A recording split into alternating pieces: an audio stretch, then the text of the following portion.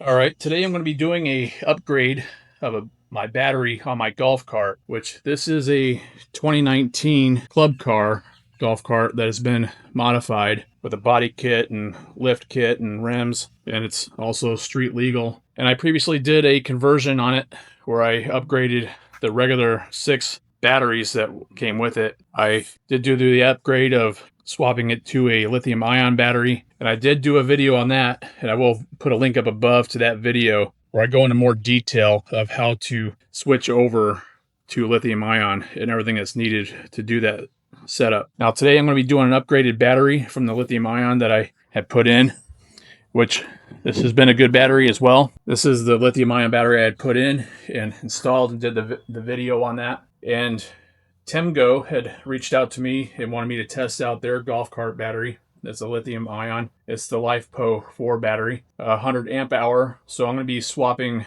this one out and testing out the Temgo one. I'm not sponsored by Temgo. They did send me the battery for free to test out and what kind of range I can get on my golf cart. I was pretty impressed doing the lithium ion upgrade versus the traditional batteries that golf carts come with. It's a savings of basically over 300 pounds. So it's pretty significant savings in weight, and which made my golf cart even faster. And obviously being lightweight and also having the lithium ion battery is going to be more reliable, no maintenance compared to the other batteries that have to constantly keep distilled water in it. And so basically there's virtually no maintenance to the lithium ion batteries. So there's many advantages to doing the upgrade. And I'm going to first take this battery out, and then I'll show you the Temgo battery. And actually, before I remove this battery, I want to mention that it's always a good idea. I mean, if you are swapping out battery for battery on the lithium ion version, then I recommend taking a picture of the wires that you have connected and where they're connected at, as well as you want to make sure you have it in tow mode. So it does kill the power going to the battery, and then that way there's no risk of sparks then once you get everything disconnected. So it's a good thing to have it in tow mode. All right, now I'm going to remove this battery.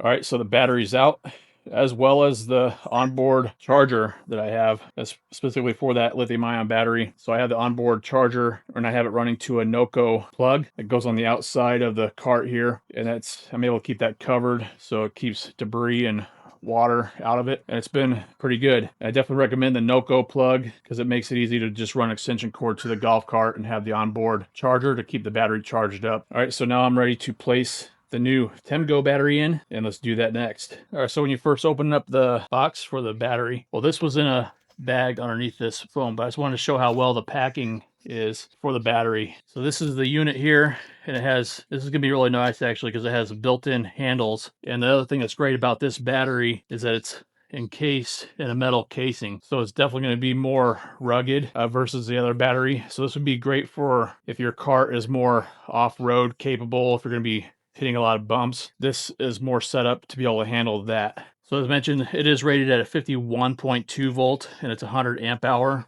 the LifePo 4 battery. And the LifePo 4 batteries are the ones that are more safe versus the regular lithium ion batteries. All right, so I figured I'd show the battery and all the components outside of the golf cart before I put everything in, and kind of just go over everything that is included. The battery did come in one box by itself, and a separate box was shipped with the charger as well as the battery monitor, which this is pretty nice actually. It has a nice metal mount to it, so you could mount this on the dash of your golf cart if you wanted to. It has 3 holes there on the bottom, and it's at an angle. So this would allow you to keep monitor of the battery itself if you need to. The other thing that's nice about this is that there is a Bluetooth connection to the battery, so you can pull up the phone app and then see the status of the battery as well. So you have multiple options in case you don't want to use this. I will be putting it inside of the battery compartment itself. I'm not going to run it up to the dash, at least not at this point as far as this video goes, but you're certainly welcome to, and it appears to have a good length of cord.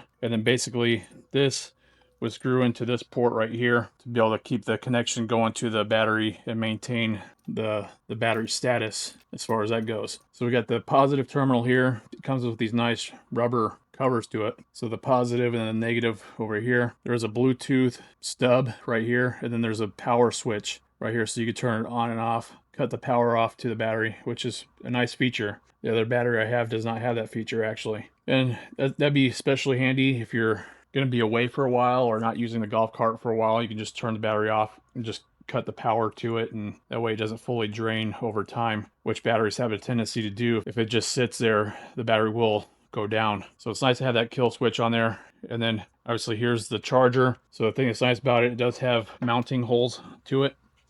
So you could mount it to like the sidewall of the inside of the battery part compartment or directly down. So keep it steady, keep it from shifting around while you're riding around. Then it has a little plug right there for the main plug right here to plug into the other end. And then it has a regular AC 120 volt plug that I'll be plugging into the Noco plug that I use to charge up the batteries. And then obviously it has the positive and negative terminal connections there. So it should be a pretty straightforward process. Since I already did the lithium-ion conversion on my golf cart, I should be able to put the battery in, get everything connected, and I'll get it charged up. So I'll show what it's like after I get everything connected. That way you can kind of take a look and compare it to your cart and see how your cart needs to be, especially if you do need to do a conversion to lithium-ion from the regular standard batteries. Because one of the things that you will need is a 12 volt converter to be able to convert basically the 48 volt system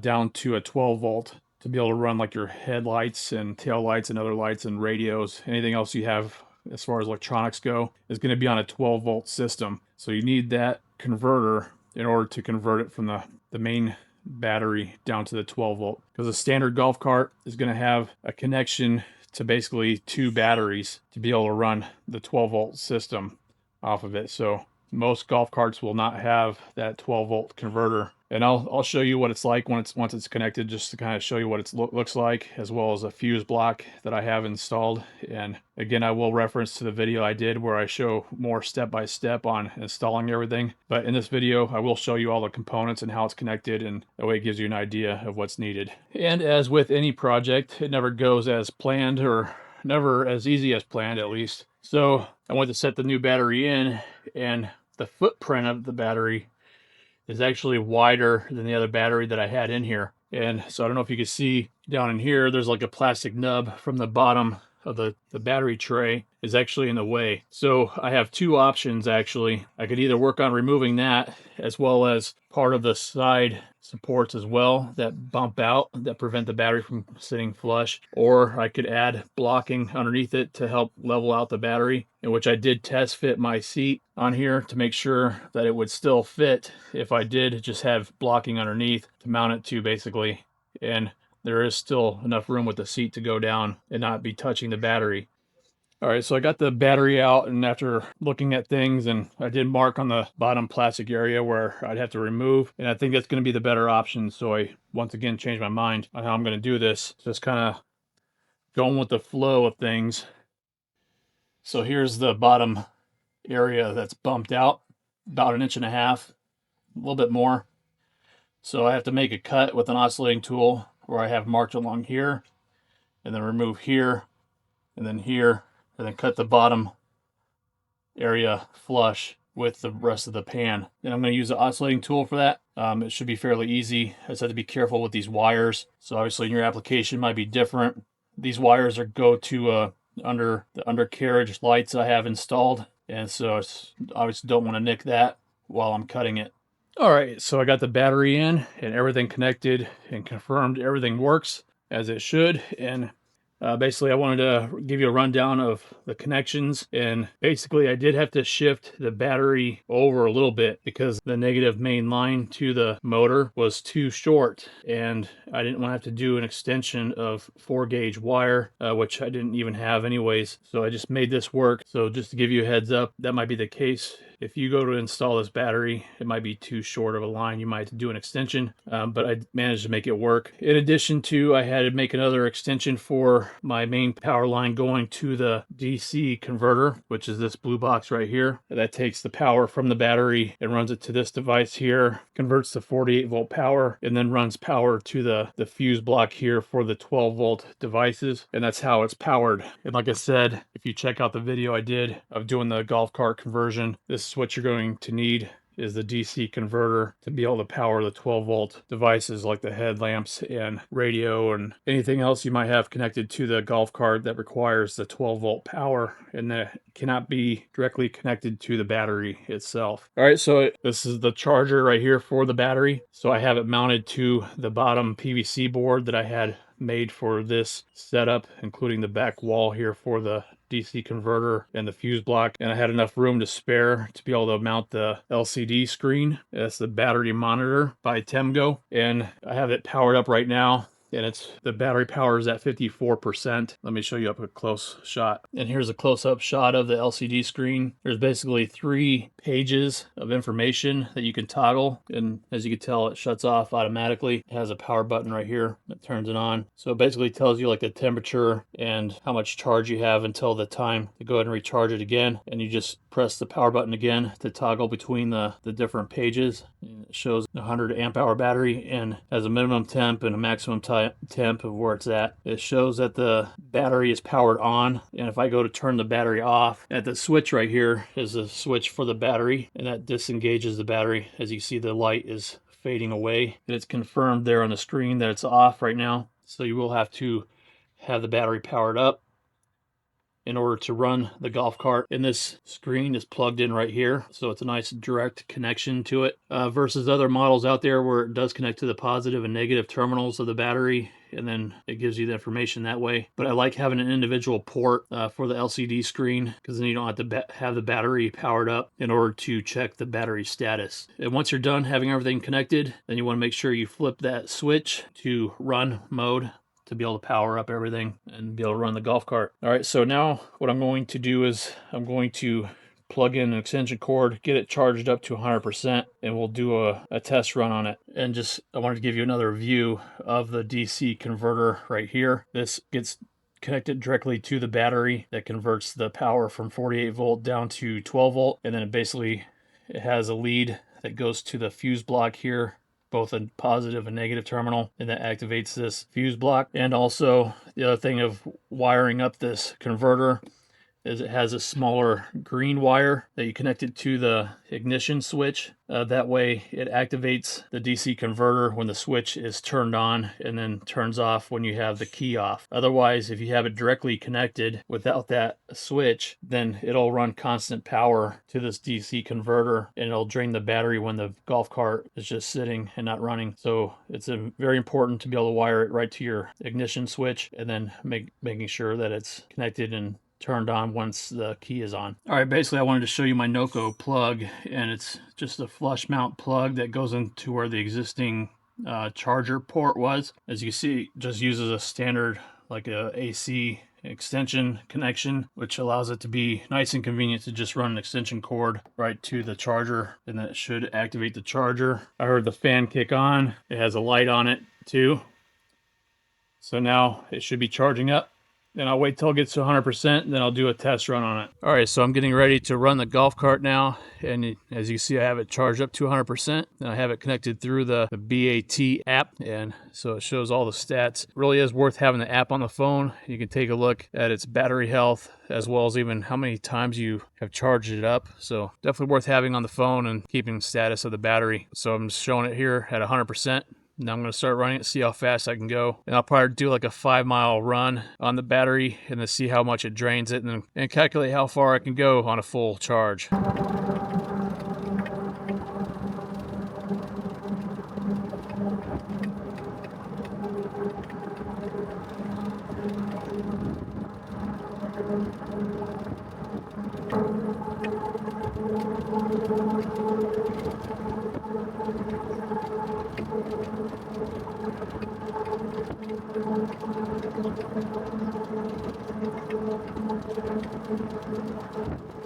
All right, so I'm done with my test run, and I ended up going, well, it was 5.1 miles to my driveway, and I just rounded off to 5.2 right as I was starting to record.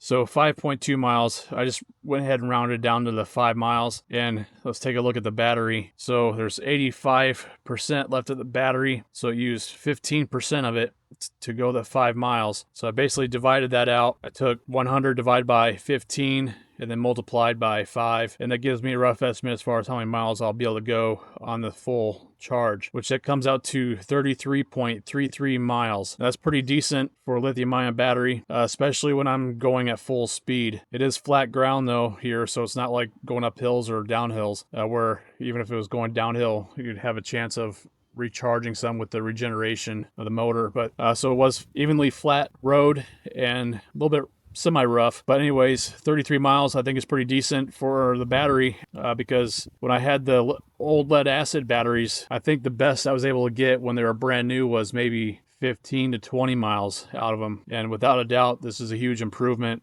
It's at least double the miles from what I was getting at, and then from when I was getting with the lead acid batteries. But over time the lead acid just degraded, and I was lucky to get maybe 6 miles out of the charge. So it's definitely a huge upgrade going with lithium. And obviously I want to point out the mileage will vary based on the terrain and how fast you're going. So if you're going at a slow pace, you should likely get a longer range out of it because the motor's not working as hard. So there will be variables in your golf cart, as well as the size tires and everything else you have going on with your golf cart. Whereas my golf cart is lifted with bigger tires and rims, so that's another factor too. If it had regular street style tires on it, then without a doubt it'd probably even do better as far as the mileage goes. So overall, I am impressed with this battery, and I was actually quite surprised I was able to go even a little bit faster than my other lithium-ion battery that I had put in here before. The top speed before was 30 miles an hour, and with this battery I was able to go to 32. And the motor I have in here is a high-speed motor. It is a street legal golf cart, and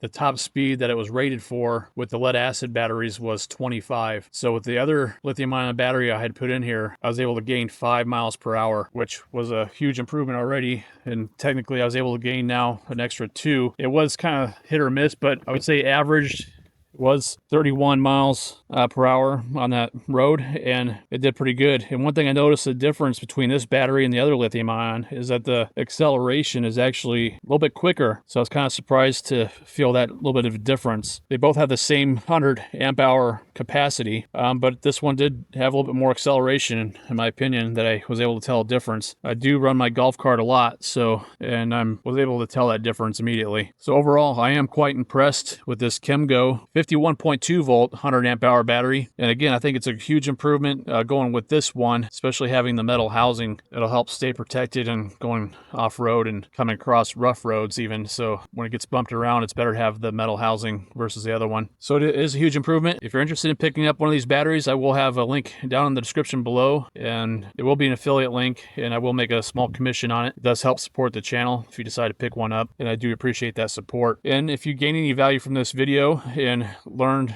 how to install lithium-ion battery, be sure to give it a thumbs up. Consider subscribing for more of these type of review videos, as well as tool deal videos, and I'll see you in the next one.